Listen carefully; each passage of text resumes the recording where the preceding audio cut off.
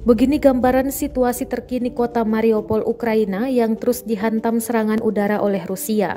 Reuters yang mengutip salah seorang pejabat Ukraina memberitakan pertempuran jalanan dan aksi pemboman berkecamuk di Mariupol sehari setelah menolak ultimatum dari Rusia untuk menyerah.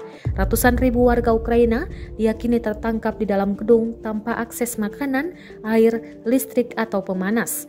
Menurut kantor berita Rusia, RIA mengutip seorang pemimpin separatis, pasukan Rusia dan unit separatis yang didukung Rusia telah menguasai sekitar setengah dari kota pelabuhan itu yang biasanya menampung sekitar 400.000 orang.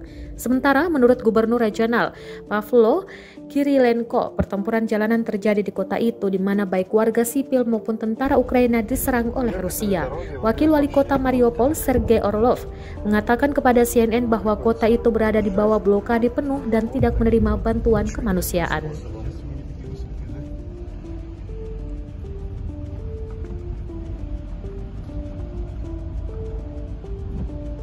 Почтовая, да?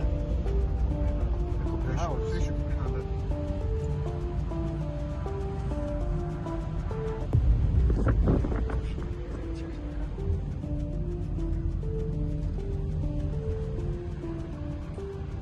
Тут сквозные дома.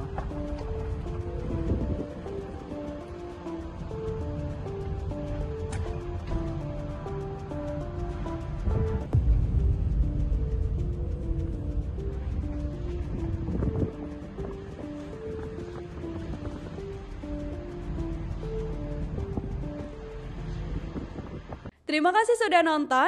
Jangan lupa like, subscribe, dan share ya.